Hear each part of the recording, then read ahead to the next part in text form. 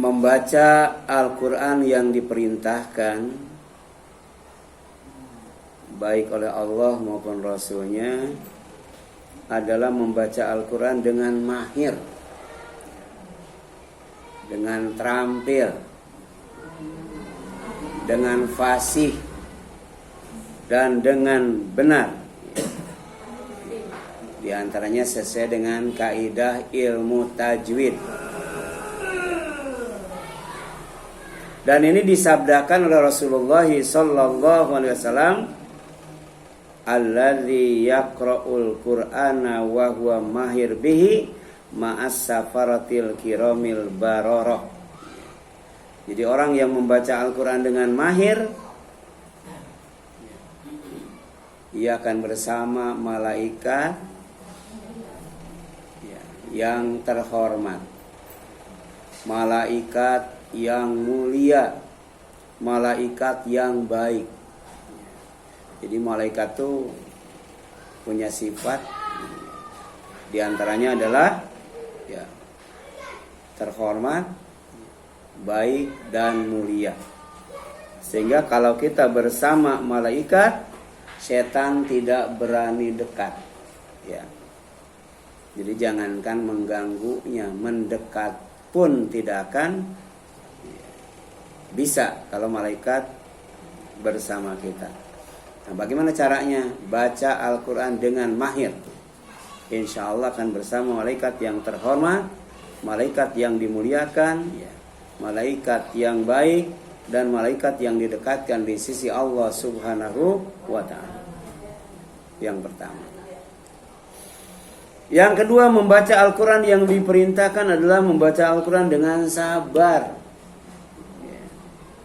Jangan putus asa, terus membacanya sembari memperbaiki bacaannya sampai mahir.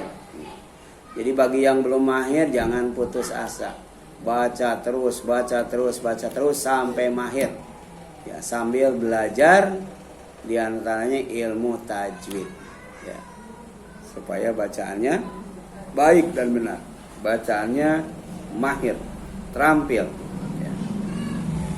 Dan kemudian Rasulullah melanjutkan, walladzi yaqra'ul Qur'an, dan orang yang membaca Al-Quran wa yatata'ta, ya, dan membacanya itu terbata-bata, ya, yang panjang dipendekkan, yang pendek dipanjangkan, idhar dibaca idgham, bolak-balik, udah gitu tersendat-sendat lagi, ya, wa huwa alai syak, ya, karena dia membacanya berat banget, susah banget. Ya. Tapi kemudian terus membaca sambil belajar, ya. Lahu ajron, baginya akan dapat 2 pahala. Jadi baca Al-Quran itu tidak ada yang sia-sia. Kalau mahir bersama malaikat, kalau belum mahir tapi terus membaca, terus belajar ilmu tajwid dan ilmu-ilmu yang berkaitan supaya baca Al-Quran baik dan benar, maka akan mendapatkan 2 pahala. Pertama, pahala membacanya. Yang kedua, pahala belajarnya sampai mahir, ya. Sabar, pahala sabarnya. Kemudian membaca Al-Quran yang diperintahkan adalah membaca Al-Quran dengan suara yang bagus, ya. Ya. Atau tahsinul qiraah, membaguskan bacaan, ya. Dengan melakukannya dengan merdu sehingga enak didengar dan menyentuh kalbu. Jadi bukan membaca dengan meniru lagu yang lain, seperti membaca Al-Quran dengan langgam Jawa, ya. Karena Al-Quran punya langgam tersendiri, langgam yang harus dilakukan ketika baca Al-Quran, ya.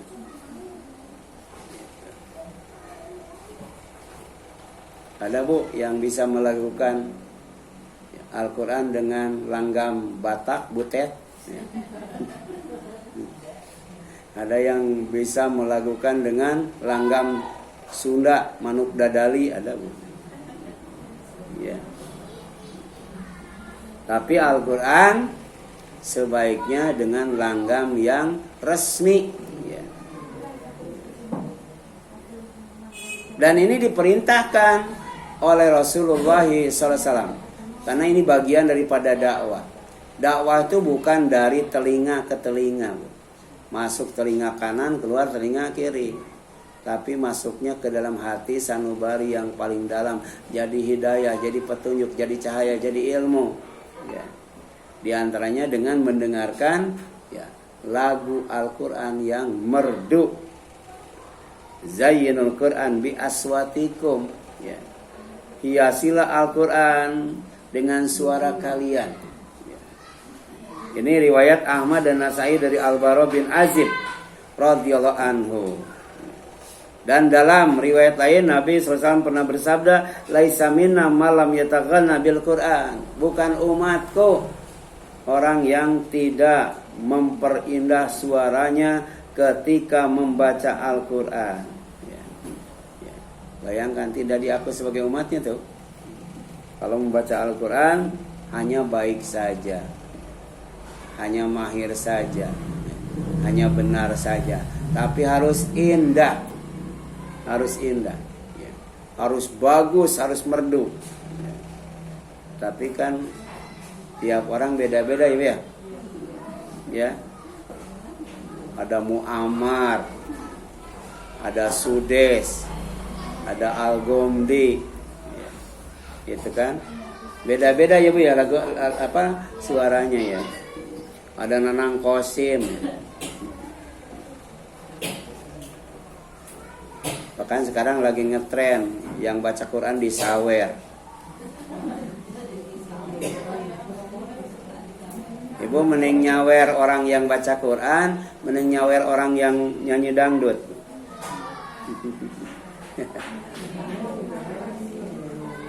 Ya. Nah terlepas daripada itu, ya. Kenapa mereka nyawer? Karena indah didengar, ya Bu ya, merdu, Bu. Ya. Di samping juga tadi fasih, Bu, mahir, Bu. Ya. Nah kata Imam Nawawi rahimahullahu, ajma'al ulama, ya. Para ulama sepakat, ya. Semoga Allah meridhoinya, baik ulama salaf, ya, maupun ulama khalaf, baik dari para sahabat, daripada tabi'in, dan yang sesudah mereka, ya, ulama-ulama ya, sekarang ya, yaitu ulama para imam kaum muslimin, itu semuanya menganjurkan agar membaguskan suara ketika membaca Al-Quran ya. Membaguskan suara ketika membaca Al-Quran. Kemudian membaca Al-Quran yang diperintahkan adalah membaca Al-Quran dari awal sampai akhir, Bu. Artinya sampai khotam. Sampai khotam, Bu. Ya. Ya. Makanya ada tilawah, ada tadarus, Bu. Kalau tilawah sampai khotam. Kalau tadarus sampai faham. Sampai khotam itu dari awal sampai akhir. Dan itu menentukan kedudukan kita di sisi Allah SWT. Ya. Jadi orang yang baca Al-Qurannya 5 ayat dengan orang yang baca Al-Qurannya 10 ayat, lain kedudukannya di sisi Allah. Orang yang membaca Al-Quran 5 surat dengan orang yang membaca Al-Quran 1 juz lain. Ya. Ya. Orang yang khotam baru 2 juz dengan orang yang khotam 10 juz lain. Ya. Nah sebagaimana Ibnu Abbas berkata, qala rajulun ya Rasulullah ayul amali ahabbu ilallah. Jadi ada orang ya, datang menghadap Rasul, nanya, ya Rasul, amal apa yang paling dicintai oleh Allah Subhanahu wa ta'ala? Ya. Karena kalau kita ya, dicintai oleh Allah, bukan hanya dekat dengan Allah, tapi bersama Allah. Allah kasih kekuatan, Allah kasih kecukupan, Allah kasih perlindungan. Kalau kita dicintai Allah, dekat dengan Allah, bersama Allah. Ya. Nah kemudian orang bertanya, amal apa yang paling dicintai oleh Allah? Kalau kata Rasul, ya, al-hal wa al-murtahil. Amal itu namanya al-halu wal murtahilu. Qala, kemudian bertanya lagi itu, ya. Wa mal hal wal murtahil ya Rasulullah? Apa itu al hal wal murtahil? Qala, kata Rasul sallallahu alaihi wasallam, alladzi yadribu min awalil Qur'an ila akhirih kullama halla irtahala. Al hal wal murtahil itu orang yang membaca Al-Qur'an dari awal sampai akhir. Dan kalau sudah khotam, dia mengulanginya lagi dari awal. Ya. Jadi berulang kali menghatam Al-Quran, itulah amal yang paling dicintai oleh Allah Subhanahu Wa Taala. Hadis riwayat Tirmidzi, ya, dari Ibnu Abbas. Ya. Kemudian membaca Al-Quran yang diperintahkan adalah membaca Al-Quran dengan mempelajarinya, sehingga menjadi ilmu yang dapat diamalkan dan diajarkan. Karena Al-Quran itu wahyu. Al-Quran itu warisan dari Nabi. Sedangkan orang yang berilmu pewaris Nabi, ya, mewarisi ilmu dari Nabi. Di antaranya ilmu Al-Quran, ya. Dan ilmu itu kata Rasul hanya didapat dengan belajar. Jadi Al-Quran itu tidak mungkin jadi ilmu kalau tidak dipelajari. Dan Al-Quran itu tidak mungkin diamalkan kalau belum jadi ilmu. Maka menuntut ilmu, mempelajari Al-Quran, mengkaji Al-Quran, itu termasuk fardu ain, bukan fardu kifayah. Ya. Kalau belajar matematik, fardu apa? Fardu kifayah.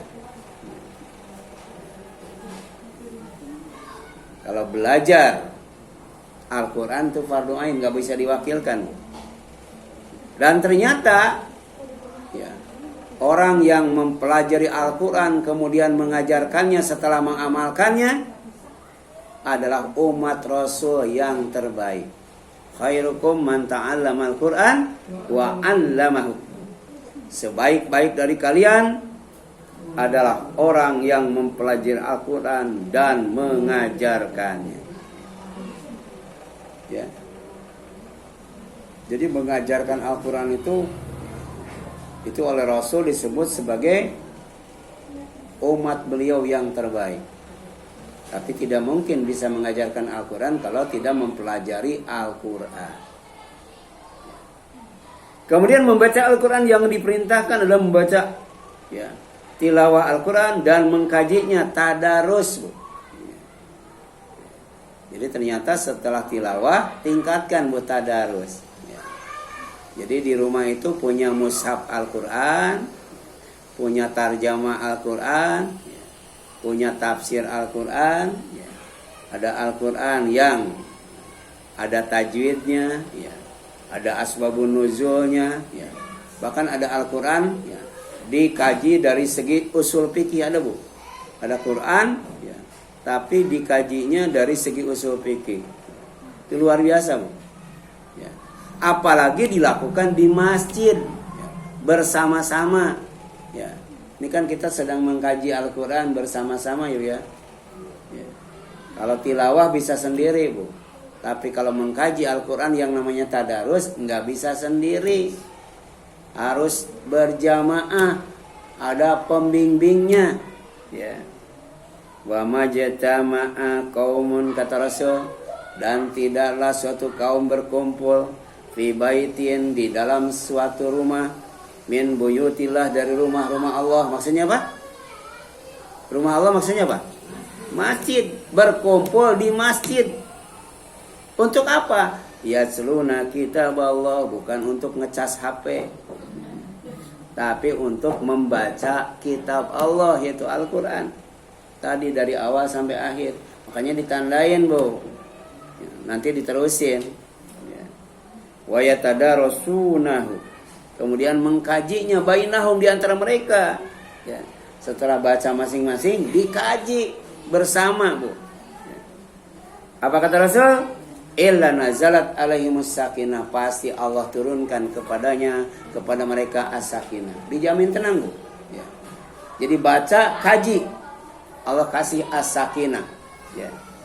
As-sakinah itu bisa lewat nikah, ya, bisa lewat zikir, bisa lewat baca Quran. Tapi baca Qurannya diteruskan dengan mengkajinya, apalagi tempatnya di rumah Allah yaitu masjid. Pasti turun kepada mereka ketenangan. Turun dari atas, dari bawah? Dari atas. Dari siapa? Dari Allah, Bu, ketenangan itu, Bu. Ya. Baru kemudian dimasukkan ke dalam hati yang di dalamnya ada iman. Ya. Ya. Jadi orang yang beriman, baca Al-Quran, mengkaji Al-Quran, maka as-sakinah Allah turunkan ke dalam hatinya, Bu. Itu yang pertama, Bu. Ya. Ibu mau senang, mau tenang, Bu? Hah? Mau tenang ya? Orang yang senang belum tentu tenang, Bu. Tapi orang yang tenang insya Allah senang. Ya. Itu yang pertama, Bu. Kemudian orang yang membaca Al-Quran dan mengkajinya, wa ghasyiyatuhumur rahmah, mereka akan diliputi rahmat Allah, Bu. Rahmat Allah. Kalau rahmat dalam bentuk hujan gak bakal banjir, Bu. Apalagi sampai banjir bandang, gak bakal longsor, Bu. Karena kita berdoa Allahumma shayyiban nafi'an. Demikian pula kalau kita mengkaji dan mengaji Al-Quran, insya Allah kita akan dapat rahmat Allah. Rahmat Allah itu yang bikin bahagia, Bu. Jadi katakan oleh Muhammad, dengan karunia dan rahmat Allah, maka hendaklah mereka bergembira. Dan gembira itu lebih baik daripada yang mereka kumpulkan. Jadi sebenarnya kita sedang ngumpulin apa, Bu? Tapi ternyata ada yang dikumpulkan yang lebih baik dari semua yang dikumpulkan oleh kita. Mengumpulkan kebahagiaan. Bagaimana caranya? Kumpulkan rahmat Allah, Bu. Allahumma arhamna bil Quran, ya. Ya Allah, rahmati kami dengan Al-Quran. Dengan cara apa? Tilawah dan tadarus. Membaca dan mengkajinya. Insya Allah wa ghasyiyatuhumur rahmah. Ya. Allah akan lingkupi mereka itu majelis Al-Quran dan majelis ilmu dengan rahmat Allah. Ya. Kemudian wa haffathumul malaika. Para malaikat akan mengelilingi mereka. Ya, yang jumlahnya lebih banyak. Bu, yang ngaji dengan yang tidak ngaji banyakan mana, Bu? Saya pernah, Bu, lumayan jauh dari rumah tuh, ya, 3 kali naik, Bu. Pas nyampe yang ngaji cuma 6 orang, Bu. Kenapa? Pertama pas hari libur. Harusnya hari libur itu semangat ngaji, Bu. Yang kedua pas hujan begitu. Udah hujan hari libur. Ya. Ngajinya pakai kursi meja seperti ini. Tapi yang ngaji cuma 6 orang. Ya. Walaupun 6 orang, kalau di masjid itu sedang membaca dan mengkaji Al-Quran, sedang tilawah dan tadarus, maka tidak hanya mendapatkan ketenangan, tidak hanya mendapatkan rahmat, tapi juga mendapatkan apa, Bu? Ya. Doa dari malaikat. Karena malaikat itu mengelilingi, buat apa? Buat mendoakan. Supaya dosanya diampuni oleh Allah. Ini kita didoakan oleh malaikat, supaya dosa kita diampuni oleh Allah. Ya. Ya. Dari subuh sampai sekarang dosanya banyak atau dikit? Nah di sini, ya, malaikat hadir semua, tidak kelihatan, tapi hadirnya, ya, bukan hanya untuk menjaga kita, tapi juga untuk mendoakan kita agar dosa kita diampuni oleh Allah Subhanahu Wa Taala. Bahkan sampai ikan yang ada di lautan. Ibu pernah ngitung malaikat dengan ikan banyakan mana, Bu? Ya, udah pernah ngitung, Bu? Ikan apa yang paling banyak, Bu? Ikan teri, Bu. Jadi ikan teri, ikan cumi, ikan apa lagi, Bu? Ikan paus, ikan hiu, semuanya beristighfar agar yang hadir di majelis ilmu, ya, majelis yang membaca dan mengkaji Al-Quran, diampuni dosanya oleh Allah. Dan kalau diampuni dosanya, pertama, Bu, dipanjangkan umurnya. Mau panjang umur, Bu? Sampai berapa tahun? Yang kedua, Bu, ya, diluaskan rezekinya, Bu. Diluaskan rezekinya itu pertama, tidak susah air, Bu. Yang kedua, banyak harta, Bu. Ya. Karena Rasul mengatakan kemuliaan di dunia itu banyak harta, Bu. Ya. Gitu. Banyak harta itu bisa menguasai penguasa, ya. Indonesia kan dikuasai oleh siapa, Bu? Oleh orang yang banyak duit, ya. Iya. Dari mulai presiden sampai gubernur sampai anggota dewan dikuasai oleh yang banyak duit. Apa namanya katanya, Bu? Oligarki. Ya. Mereka banyak duit, Bu. Dan memang kata Rasul SAW bahwa kemuliaan di dunia itu adalah banyak duit. Umat Islam banyak nggak duitnya, Bu? Dikit, Bu. Banyak, ya. Sampai haji saja pakai kuota, ya, Bu, ya. Paling banyak kuota haji itu di Indonesia.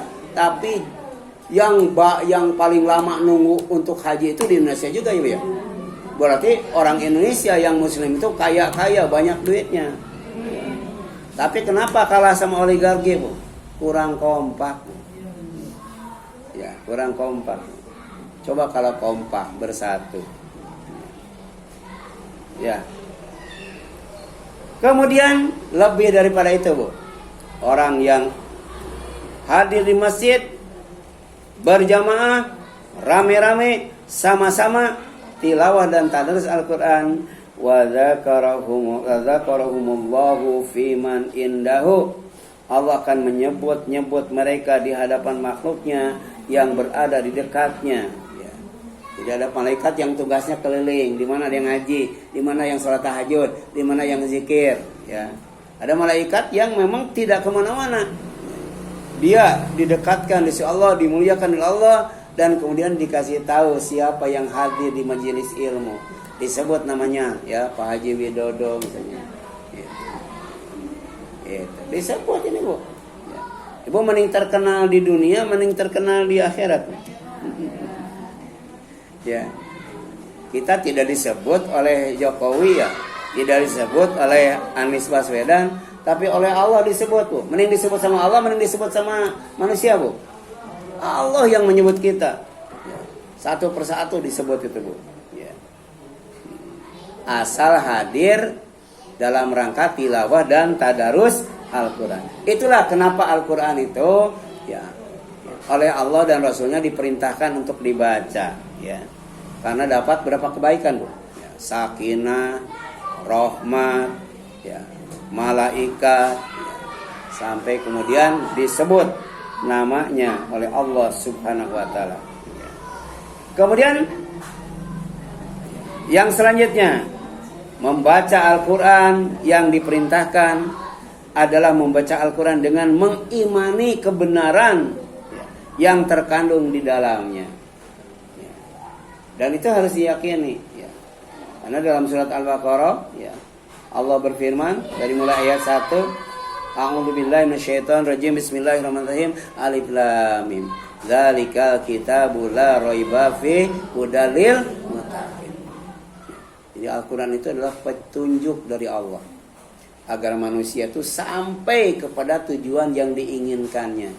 Yaitu apa? Hasanah fid dunya, hasanah fil akhirah, kemudian waqina adzabana. Ya. Itu petunjuknya Al-Qur'an. Ya. Ya.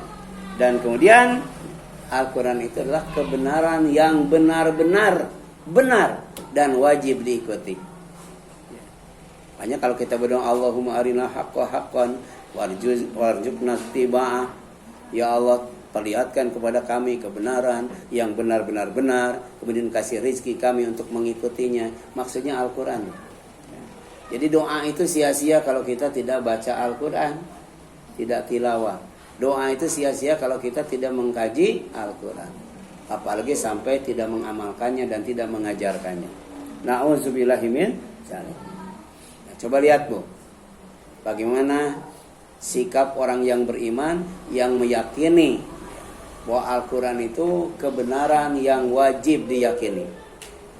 Masalul mu'min allazi yaqra'ul Qur'an masalul apa, Bu?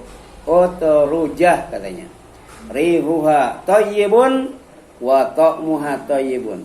Perumpamaan orang yang beriman kemudian baca Quran. Sebab ada orang yang beriman tidak baca Quran. Ya. Ini orang beriman karena yakin Al-Quran itu kebenaran, Al-Quran itu petunjuk Allah, Al-Quran itu rahmat Allah, Al-Quran itu obat untuk menyembuhkan segala macam penyakit yang ada pada hati manusia. Dia membacanya. Maka perumpamaannya itu seperti utrujah. Utrujah itu ya, sejenis buah jeruk. Baunya harum dan rasanya enak. Itu. Makanya di sorga itu makanannya buah-buahan ya. Buah-buahan yang rasanya enak, baunya harum. Dan itu diumpamakan sebagai orang yang beriman yang selalu membaca Al-Quran. Kemudian wa matsalul mu'min alladzi la yaqra'ul Qur'an. Ada orang yang beriman tapi tidak baca Quran. Al-Quran hanya dibeli kemudian dipajang. Ayat kursi dikasih figura dibaca kagak. Itu kama salah ya, kama salit tamro, seperti buah kurma. La rihalah wa ta'muha khulun. Buah kurma itu tidak harum ya. Tidak harum, tapi rasanya manis. Rasanya manis. Makanya kurma itu 3 biji aja kenyang ya. Beli sekilo tuh sebulan nggak habis Bu. Karena cepat kenyang ya, buah kurma itu ya. Apalagi kurma apa Bu yang makin lama makin manis itu Bu ya, sukari apa Bu ya, makin lama makin manis ya. Kemudian wa matsalul munafik, ada juga orang munafik, orang yang pura-pura beriman, mulutnya iman tapi hatinya kufur. Alladzi yaqra'ul Qur'an, dia baca Quran juga. Ya. Ada orang yang kufur, ya, hatinya iman, lisannya kemudian baca Quran. Ya. Itu kama salirihana. Ya. Rihuha thayyib wa ta'muha murrun. Makanya ngasih anak jangan sembarangan Bu. Ada artis terkenal Bu. Itu di YouTube videonya tuh di apa Bu? Ditonton berapa miliar Bu yang nontonnya Bu. Tapi namanya Rihanna. Ternyata Rihanna itu apa Bu? Sejenis kemangi Bu. Ya, orang munafik yang baca Quran itu namanya seperti Rihanna Bu. Ya. Ada Bu, anak ibu namanya Rihanna, ganti Bu. Ganti dengan Utrujah Bu. Nama anaknya. Ya. Namanya Utrujah. Atau paling tidak Tamroh. Tamroh berarti orang beriman tidak baca Quran ya Bu ya. Nah, orang yang beriman baca Quran namanya Utrujah, buah jeruk Bu. Tapi orang yang munafik yang baca Quran namanya apa Bu? Rihanna. Harum baunya tapi pahit rasanya. Rihanna. Ibu sudah pernah ngegado kemangi Bu? Ya. Harum nggak kemangi Bu? Saya pernah 4 hari di daerah Pangalengan Bu. Itu tinggalnya di sebuah lembah. Kemudian di depan rumahnya itu ditanam buah pohon sayur kemangi Bu. Itu kalau buka pintu Bu, ke dalam rumah tuh wangi banget Bu. Dia tiap pagi tuh panen tuh buah kemangi. Satu ikatnya dijual di pasar 500. Jadi tiap pagi tuh kemangi dijual ke pasar. Ya. Jadi wanginya harum, tapi rasanya apa Bu? Pahit. Ya, gitu. Beda lagi dengan orang yang munafik yang tidak baca Quran Bu. Wa masalul munafik alladzi la yaqra'ul Quran kamasalil hamdolah. Ya. Ibu jangan kasih anak namanya Rihanna atau Handolah ya. Jangan. Apa itu Handolah? Orang munafik yang tidak baca Quran. Seperti Handolah. Ya. Ya. Apa Handolah itu? Sejenis labu pahit katanya. Ya. Apa itu? Laisalah harihun wa ta'muha murrun. Wangi kagak, pahit iya Bu. Jadi wangi kagak, pahit iya. Itu kalau orang munafik tidak baca Quran. Jadi yang bagus yang mana Bu? Yang beriman yang baca Quran, ya. Jadi rasanya enak, baunya harum. Ini perumpamaan, Bu. Bagus banget ya, Bu ya. Kemudian membaca Al-Quran yang diperintahkan adalah membaca Al-Quran dengan ikhlas, Bu.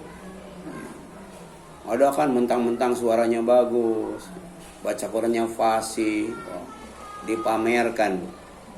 Dipamerkan, ya. Jadi tidak ria, Bu. Ya, dengan memamerkan kemahirannya, dengan memamerkan suaranya yang merdu. Lagi ngajar nggak apa-apa, Bu, ya. Tapi niatnya ikhlas, jangan sampai ya niatnya ingin dipuji karena bacaannya mahir, kemudian suaranya merdu, ya. Dan ini diingatkan oleh Rasulullah SAW dengan sabdanya, ya, ta'awwadzu billahi min jubbil hazan. Kalian itu harus berlindung kepada Allah dari sebuah tempat yang namanya jubul hazan. Ada tempat namanya jubul hazan. Kalau para sahabat bertanya, ya Rasulullah, wa ma jubul hazan? Apa itu jubul hazan? Kalau kata Rasul, wadin fi jahannam. Sebuah lembah yang ada di dalam neraka jahanam. Jadi kalau manusia dilemparkan, Bu, baru nyampe, ya, itu 40 tahun baru nyampe, Bu. Ya. 40 tahun baru nyampe, Bu. Sementara ke dasar neraka tinggal 30 tahun lagi, Bu. Kira-kira kalau manusia dilemparkan, ya, baru nyampe 40 tahun, berapa jaraknya, Bu? Dalamnya, Bu. Ya. Ya. Tapi ada, Bu. Ada batu besar dilemparkan dari atas neraka, baru nyampe ke dasar neraka 70. Ya. Apa, Bu? 70 tahun baru nyampe, Bu. Kira-kira manusia dan batu kalau dilemparkan cepetan mana yang nyampainya, Bu? Cepetan batu, ya, karena batu di neraka itu ya paling kecil adalah sebesar semua gunung yang ada di bumi ini dikumpulkan, dan itu akan dijadikan kayu bakar. Itu dicacing, ada tukang sate arengnya pakai batu vulkanik, Bu, pakai batu gunung. 1 kilo itu ya cukup untuk 1 tahun, Bu. 1 kilo itu 1 tahun, Bu. Ya. Kalau arang 1 kilo kepake berapa hari, Bu? Nah, ini ada batu neraka, Bu. Batu neraka gedenya yang paling kecil segede semua gunung yang ada di bumi ini, Bu. Ya. Kemudian tata'awwadzu minhu jahannam kulla yaumin mi'ah marrah. Setiap harinya neraka jahanam itu berlindung kepada Allah dari jubul hazan itu 100 kali. Jadi mengenai tentang dahsyatnya neraka yang bernama jubul hazan. Ya, lembah duka. Ya, lembah duka namanya. Adanya di lembah apa? Lembah neraka jahanam. Kalau orang dilemparkan baru nyampe berapa? 40 tahun baru nyampe. Kira-kira kalau mau kabur naik lagi ke atas berapa tahun nyampainya, Bu? Ya. Qulna, kami bertanya para sahabat, ya Rasulullah, wa man yadkhulu, siapa yang akan masuk ke dalam jubul hazan itu? Sebuah lembah yang ada di neraka jahanam, yang neraka jahanam sendiri berlindung kepada Allah darinya seharinya berapa kali? 100 kali. Kalau kata Rasul, Al-Qurra, tukang baca Quran, Bu. Ya. Al-Qurra itu banyak. Kalau satu qori, ya. Kalau banyak qurra. Ya. Jadi para qori yang akan masuk ke jubul hazan, ya, al-murauna bi a'malihim, karena mereka ria dengan amalnya. Ya. Dengan amalnya baca Quran, kaji Quran, melakukan Quran, mengajarkan Quran, mengamalkan Quran, riya itu, ya, tidak ikhlas. Membaca Al-Quran yang diperintahkan adalah membaca Al-Quran dengan menyebut nama Allah. A'udzubillahi minasyaitonirrajim. Bismillahirrahmanirrahim. Sebut nama Allah, serta membaca dan memahami rububiyahnya, ya, Jadi Allah itu ternyata enggak diam. Dia tiap hari menciptakan, menghidupkan manusia, mematikan manusia, ya. Ada yang lahir, ada yang mati, ya. Ngasih rezeki, ya. Menjaga bumi, menjaga langit, ya. Mengurus aras, enggak diam, Bu. Rububiyatullah, ya. Itu Al-Quran itu diantaranya berbicara tentang rububiyatullah. Allah sebagai Rabb, sebagai pencipta, sebagai penjaga, sebagai pengurus, sebagai pengatur, ya. Itu. Kula yaumin huwa fi sya'n, ya. Allah itu tiap hari sibuk. Kalau kita tiap hari ya. Rububiyatullah yang berkaitan dengan karomahnya, yaitu menciptakan manusia dan mengajarkan ilmu. Ya. Jadi kalau kita mau mulia, mau dimuliakan oleh Allah, ya, maka kemudian ya, kita harus berusaha menuntut ilmu. Di antaranya menuntut ilmu Al-Quran. Ya. Dan itu wahyu pertama, Bu. Wahyu pertama ya, yang diturunkan oleh Allah melalui malaikat Jibril kepada Nabi Muhammad SAW ketika berada di Gua Hira. Itu menjelaskan tentang ya, apa, Bu? Asma Allah. Tentang rububiyatullah. Dan tentang karomah Allah. Bagaimana cara Allah memuliakan manusia. Pertama menciptakan manusia, setelah itu mengajarkan Al-Quran. Di antaranya dengan membaca dan menulis. Kita kadang-kala membaca mau menulis kagak, ya, Bu. Ini yang menulis berapa ekor, Bu? Ya. Bu, kalau mau dapat ilmu, karena ilmu itu dijamin, Bu. Ya. Ilmu itu sejatinya adalah karomah. Ya. Kalau di akhirat karomah itu surga, Bu. Ya. Kalau di dunia karomah itu ilmu, Bu. Karena Allah setelah menciptakan manusia, Allah kemudian mengajarkan ilmu. Iqra bismi rabbikal ladzi khalaq. Khalaqal insana min Iqra wa rabbukal alladzi 'allama bil Qur'an. 'Allamal insana ma lam ya'lam. Jadi Al-Qur'an itu ilmu Allah, ya, yang baru, ya, yang belum diajarkan kepada manusia. Jadi kalau mau ilmu yang update, ilmu yang up to date adanya dalam Al-Quran, Bu. Ya, ilmu yang menjamin manusia itu karomah, manusia itu dimuliakan oleh Allah SWT, dapat karomah, Bu. Ya. Tapi tadi ya, ada bil qalamnya, ya. Ya. Bisa dicatat di kertas, ya. Bisa dicatat dalam bentuk software, Bu. Ini, Bu. Ini Al-Quran, Bu. Kira-kira pahalanya gede nggak, Bu, ya? Yang bikin ada nih apa namanya Quran Android, Holy Quran, Quran Al-Hadi, ya. Luar biasa, Bu. Ya. Ini lebih praktis, Bu. Jadi kalau ada orang yang berpendapat tidak boleh menyentuh Al-Quran, ya, maka kalau kita pakai HP nyentuh Quran nggak ya? Nggak, ya, Bu, ya. Kita buka Quran lewat HP, nyentuh Quran nggak? Iya kan? Ada larangan yang tidak suci, yang berhadas, tidak boleh menyentuh Al-Quran. Sekarang sudah bisa dengan apa, Bu? HP aja, Bu. Apa susahnya, Bu, ya? Ya.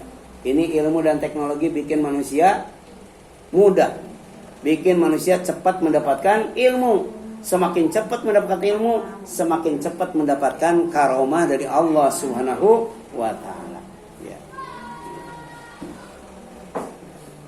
Kemudian, Bu, coba lihat ya, Bu.